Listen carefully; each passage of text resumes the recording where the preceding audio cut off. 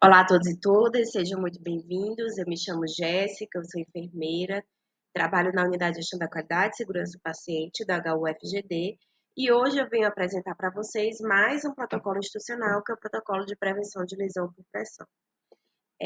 Como de costume, né, eu gosto de apresentar o protocolo. Ele está disponível no site do HUFGD, lá na parte de documentos publicados.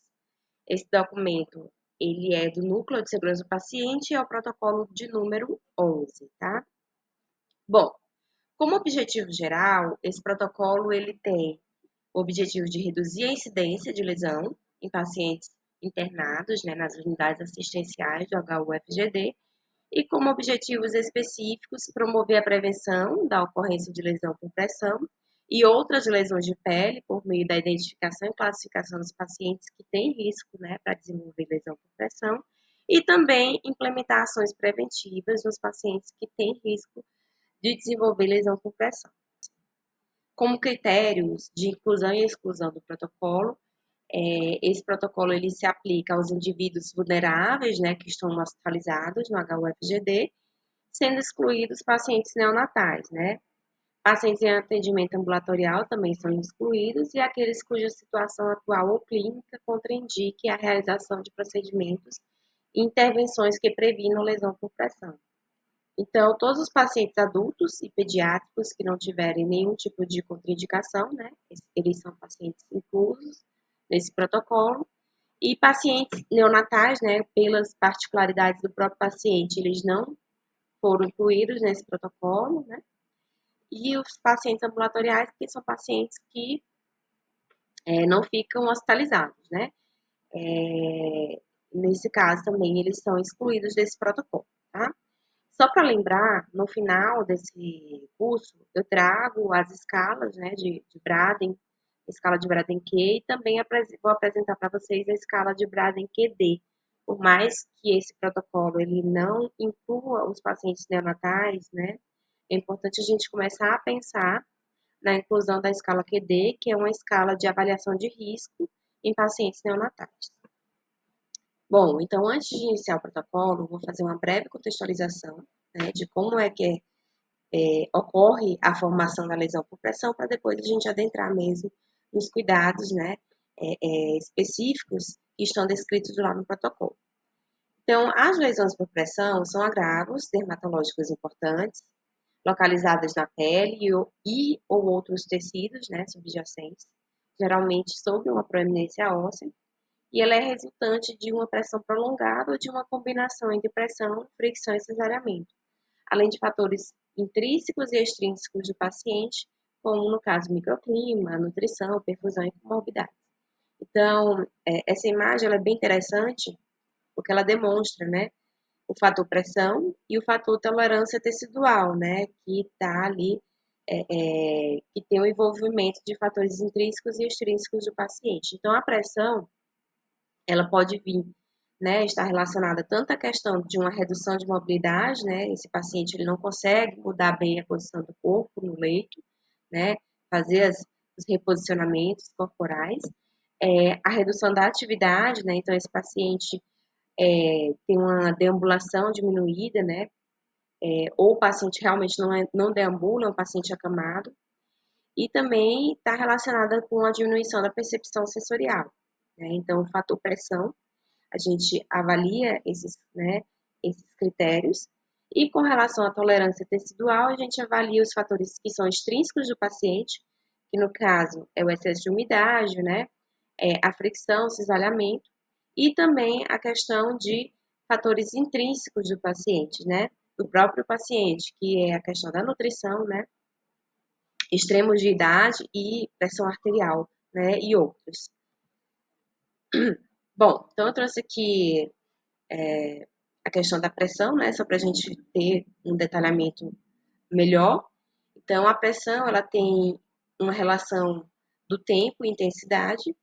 Estudos trazem, né, que uma pressão superior a 32 milímetros aumenta a pressão intersticial, comprometendo a oxigenação e microcirculação naquele tecido, né, pode causar colapso dos capilares, diminuição da oxigenação desse tecido, né, diminuição também do aporte de nutrientes, acúmulo de metabólicos tóxicos e podendo levar à morte tecidual, né? Então, essa imagem é para demonstrar, né?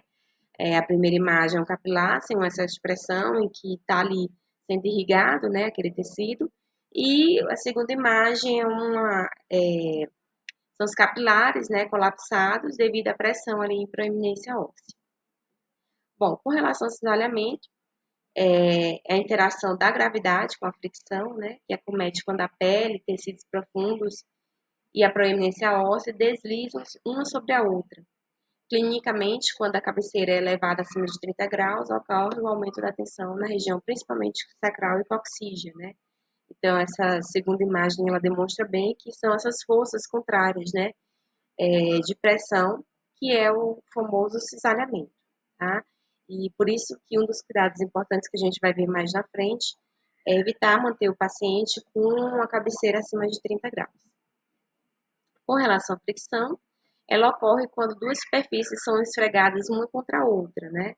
A forma mais comum de ocorrência desse tipo de problema é arrastar o cliente na cama ao invés de levantá-lo, o que leva ao rompimento, né, das camadas superiores das células epiteliais. E a umidade, né, ela provoca também esse efeito de fricção, justamente porque a pele mais úmida, ela fica mais aderida, né, ao tecido, né, da cama, ao lençol, no caso.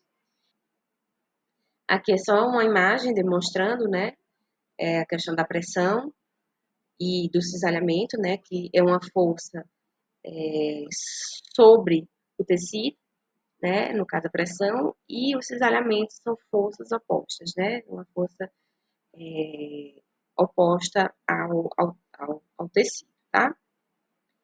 Bom, o protocolo, né, como é um protocolo de prevenção de lesão por pressão, ele é baseado, né, nos principais guidelines, né, de boas práticas, nos manuais do Ministério da Saúde, e todos esses, né, guidelines e manuais, eles se baseiam em 6 etapas de cuidados, né, onde a etapa 1 é a avaliação de lesão por pressão na admissão de todos os pacientes. Então, todos os pacientes que são admitidos, eles devem passar por uma avaliação, né, admissional. A segunda etapa é a reavaliação diária do risco de desenvolvimento de lesão por pressão de todos os pacientes internados. A etapa 3 é a inspeção diária da pele. A etapa 4, o manejo da umidade, manutenção do paciente seco e com a pele hidratada. A etapa 5 é a otimização da nutrição e da hidratação desse paciente. E a etapa 6, minimizar a pressão, tá? Agora nós vamos ver cada etapa dessa, tá? Adianto que aqui eu vou falar superficial, é importante a leitura do protocolo, né? Porque lá traz bem detalhado os cuidados que nós, profissionais de saúde, devemos ter, né? Para evitar o desenvolvimento de lesão por pressão nos nossos pacientes. Então, a primeira etapa, né, que é a avaliação de lesão por pressão na admissão de todos os pacientes, é uma avaliação admissional, que apresenta dois componentes, né, que no caso é a avaliação de risco do desenvolvimento de lesão, né, por pressão, através de uma escala preditiva validada, que no caso, no nosso hospital, nós utilizamos a escala de Braden para adultos, a escala de Braden-Q para pacientes pediátricos, né, e a avaliação da pele, né, porque é fundamental que sempre que se vai fazer uma avaliação de risco através de uma escala, esse profissional ele precisa fazer uma avaliação detalhada da pele desse paciente, né? A avaliação da pele tem a finalidade de detectar a existência prévia de lesão por pressão, verificar a integridade dessa pele, a existência de outras lesões de pele já existentes. E deverá ser realizado nas primeiras 8 horas de internação. Essa informação é importante, porque é considerado Braden de admissão aquele Braden que é feito nas primeiras 8 horas de internação do paciente. Então, é importante que os setores, né, assistenciais tenham como rotina a implementação da avaliação de risco, né, através da escala de Braden dos pacientes durante a admissão, né, daquele paciente ou nas primeiras 8 horas. Bom, a segunda etapa é a etapa que fala da reavaliação diária do risco de desenvolvimento de lesão por pressão de todos os pacientes internados. Essa segunda etapa ela praticamente, né, ela se repete com a primeira etapa, né, ou seja, é importante fazer uma avaliação detalhada da pele após a utilização de uma escala de, de avaliação de risco, né, escala de Braden, no caso. Então, essa avaliação ela deve ser diária ou sempre que houver uma piora clínica. Então, foi feita ali a primeira etapa, né, que é a avaliação admissional. Então, a cada 24 horas, esse paciente ele precisa passar por uma nova avaliação, ou no caso, se houver uma piora clínica do paciente, né? É importante também refazer essa avaliação, porque a gente sabe que tem paciente que ele tem um risco baixo ou está até sem risco, né, pela escala de Braden. Mas se houver uma piora clínica, esse paciente, ele, muito provavelmente, ele vai mudar, né, o score dessa escala, né? Então, é importante se fazer uma reavaliação se houver essa mudança, né, essa piora clínica. E é importante também documentar toda e qualquer avaliação que é feita no paciente, prescrever os cuidados, né, e notificar os casos de incidência de lesão por pressão que forem identificados, né? As escalas preditivas, elas devem ser utilizadas associadas à avaliação clínica do enfermeiro. Independente do score alcançado, a escala preditiva, a avaliação clínica deverá ser soberana perante o risco de desenvolver lesão por pressão. Essa informação também é importante, porque sempre a avaliação clínica do paciente, ela é soberana, né? A avaliação de qualquer escala. Então, é importante também ter esse olhar e os cuidados, né, prescritos devem serem voltados também, principalmente à avaliação clínica desse paciente. As etapas a seguir, né, que no caso é a etapa 3 a 6, elas deverão ser utilizadas em todos os pacientes que têm risco de desenvolver lesão por pressão, baseado nas etapas anteriores 1 e 2. Ou seja, todo e qualquer paciente que estão internados no HUFGD, eles precisam passar pela etapa 1 e 2, né? Que é a avaliação admissional, né? E a avaliação diária de risco. E os pacientes que têm risco de desenvolver lesão por pressão, né? Eles vão continuar daqui para frente, que é a etapa 3 até a etapa 6. Então, a etapa 3, a terceira etapa, no caso, é a inspeção diária da pele. Então, o paciente que tem risco, né? Inspecionar a pele quanto à área de eritema, principalmente perto de proeminências ósseas, que a gente viu lá na introdução, né? Que são as áreas que têm mais possibilidade de desenvolver lesão por pressão, né? Observar a temperatura corporal, presença de edema, alteração da consistência desse tecido, alteração da coloração da pele, presença de dor. Inspecionar também a pele sobre ou ao redor de dispositivos médicos. Essa é uma informação também muito importante, né? Que estudos demonstram uma incidência muito elevada de lesão por pressão relacionada a dispositivos médicos. Então, é super importante ter esse cuidado, né, de observar a pele por baixo desses dispositivos, claro, quando for possível, né, é importante ter esse olhar, né, de esse cuidado mesmo com o paciente, tá? Com relação à etapa 4, né, que fala sobre o manejo da umidade, manutenção do paciente seco e com a pele hidratada, é importante sempre manter o paciente com a pele limpa, seca e hidratada, não massagear nem esfregar vigorosamente a pele em áreas de risco, né? Principalmente aquelas áreas onde a resistência tecidual está muito diminuída, né? Aquela pele muito frágil. É necessário evitar, né, massagear. Limpar a pele imediatamente após os episódios de incontinência, né? Tanto fecal, oral, após episódios de EMS também. Usar barreira protetora contra a umidade excessiva também é outro cuidado importante. É importante também salientar que no HUFGD, algumas unidades utilizam ainda como prática a hidratação da pele do paciente com o óleo de AGE. E estudos mostram que o óleo de AGE ele não é indicado para hidratação da pele, né? Ele é mais indicado para tratamento mesmo de feridas, né? Principalmente grau 2, grau 3, né? Mas para hidratação de pele, ele não é indicado, sendo mais indicado o uso mesmo de hidratantes corporais e pode ser o hidratante à base de AGE, né? Mas o óleo de AGE não, porque o óleo ele causa, né, Ele faz uma película ali entre a pele, podendo favorecer até o acúmulo de umidade. Bom, a quinta etapa é a etapa da otimização da nutrição e da hidratação. É uma etapa que traz os cuidados mesmo, né, de nutrição do paciente. Então, é importante notificar todos os indivíduos em risco nutricional ou em risco para desenvolver lesão por pressão. O nutricionista que é responsável pela unidade, né, a fim de instituir as medidas nutricionais específicas para a prevenção desse paciente. Avaliar sempre e comunicar ao nutricionista e à equipe médica sobre a presença de sinais clínicos de desidratação, como, por exemplo, edema, perda de peso, disfagia, inapetência e outros. Avaliar também, junto ao nutricionista e à equipe médica, a necessidade de oferecer suplementos nutricionais com alto teor proteico, né?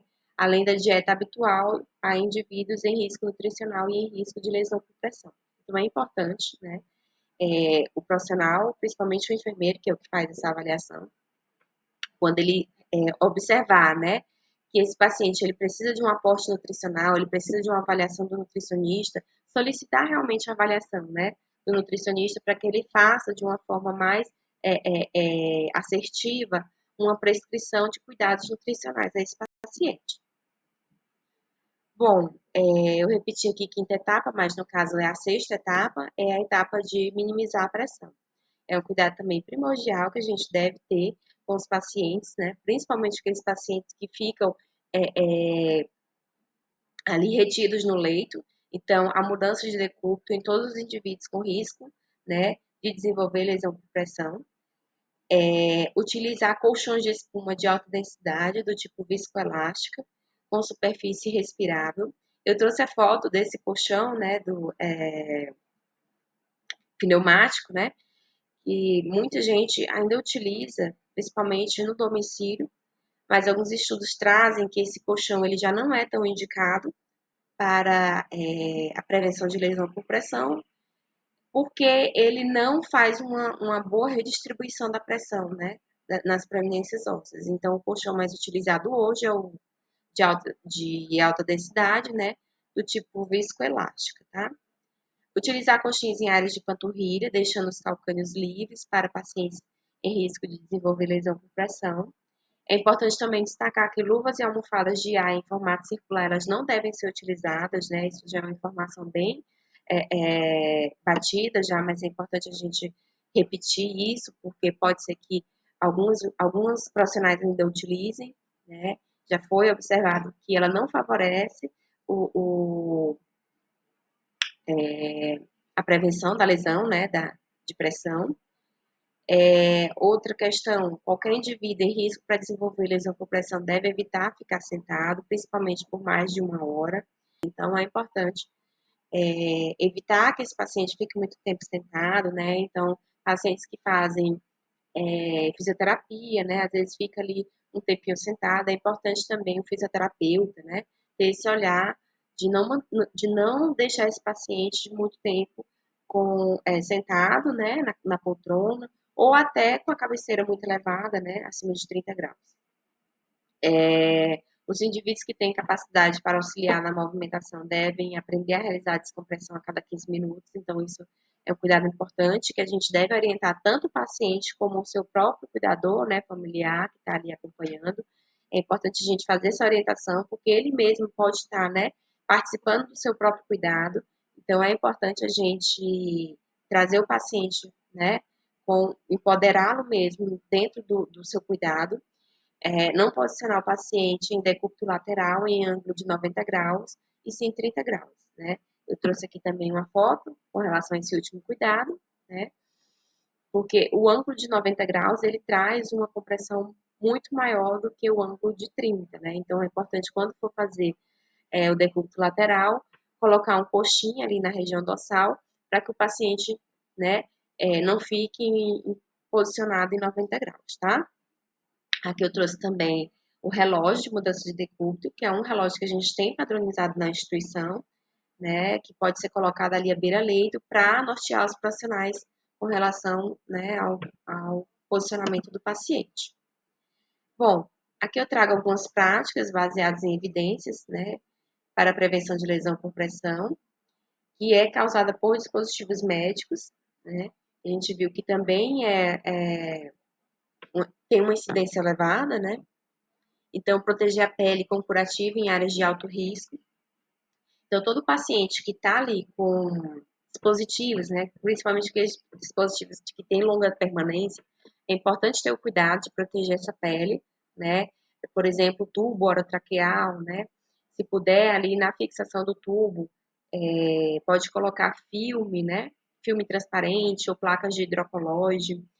Uma informação importante também, não sei se eu vou trazer mais na frente, mas eu gostaria de até adiantar, é que a placa de hidrocolóide, hoje os estudos trazem que ela é mais indicada no caso de prevenção de lesão por dispositivos médicos, né? Ela não é mais recomendável se utilizar a placa de hidrocolóide para prevenção de lesão clássicas, né? Principalmente em região sacral, porque a placa de hidrocolóide, além dela não possibilitar que o profissional ele faça, né, uma inspeção daquela região ali que está, né, abaixo da placa, essa placa ela pode aumentar a pressão naquele local, favorecer o acúmulo de umidade, né, e as bordas da placa, às vezes, ela pode dobrar também causando uma pressão maior ainda, né. Então, alguns estudos já trazem que a placa de hidrocolóide ela não é mais indicada para prevenção de lesões clássicas, tá? Somente de lesões por dispositivos médicos. Remover ou mover o dispositivo diariamente para avaliar a pele, então, no caso também, se possível, né? Sempre fazer esse rodízio de dispositivo. Quando for fazer ali a mudança de decúbito, já ter esse cuidado também de rodiziar, né? Manguito, rodiziar oxímetro, se possível, até o posicionamento do tubo orotraqueal, né? Para evitar pressão prolongada, evitar colocar o dispositivo médico em lesão de pressão já existente também, né? Realizar o rodízio nos locais em que são colocados os dispositivos médicos a cada 2 horas, que foi o que eu tinha dito agora há pouco. Orientar sobre o uso correto dos dispositivos e prevenção de lesão por pressão. Evitar colocar o dispositivo médico em região com presença de edema e hiperemia, pois aumenta a chance de potencial ruptura dessa pele, né? Porque é uma pele que já está ali fragilizada. Confirmar diariamente que os dispositivos não estão posicionados diretamente sobre o indivíduo que está acamado ou imóvel. Isso é um cuidado importante que deve ter principalmente em pacientes sedados, né? Que não têm a capacidade de referir, né? O incômodo, a dor do dispositivo ali sob ele. Então, é importante que durante a mudança de decúbito, o profissional ele tenha um cuidado, né, de fazer uma inspeção breve ali debaixo desse paciente, né, quando for fazer a mudança. Se não vai ficando nenhuma tampinha de agulha, né, nenhum dispositivo médico, porque acontece muito da gente fazer a mudança de decúbito e sempre achar ali, né, um dispositivo ou outro que faz realmente uma pressão, né, nesse paciente, podendo lesionar realmente essa pele, né, e fazer uma lesão por pressão. Agora, eu trago aqui as escalas de avaliação de risco de lesão por pressão. É importante salientar que o protocolo número 11 do Núcleo de Segurança do Paciente, que é isso que eu estou apresentando para vocês, ele traz, né, a escala de Braden, né, e a escala de Braden-Q, mas nós temos também um protocolo, que é da divisão de enfermagem, que ele é mais específico mesmo sobre a avaliação de Braden, então é importante também vocês darem, né, uma olhada, no caso, esse protocolo que eu trago aqui à frente. Então, no caso da escala de avaliação de risco, né, o primeiro passo para a prevenção, né, quando a gente fala de prevenção de lesão por pressão, é identificar o paciente de risco. Então, para a gente fazer uma identificação de paciente de risco, é importantíssimo a gente utilizar escalas, né, que nos norteiam, né, fazer realmente um diagnóstico adequado do risco ou não desse paciente. Então, as escalas, elas são uma ferramenta importante para identificar o paciente em risco e assim implementar as medidas preventivas. Aqui embaixo, né, eu trago a foto das autoras, né,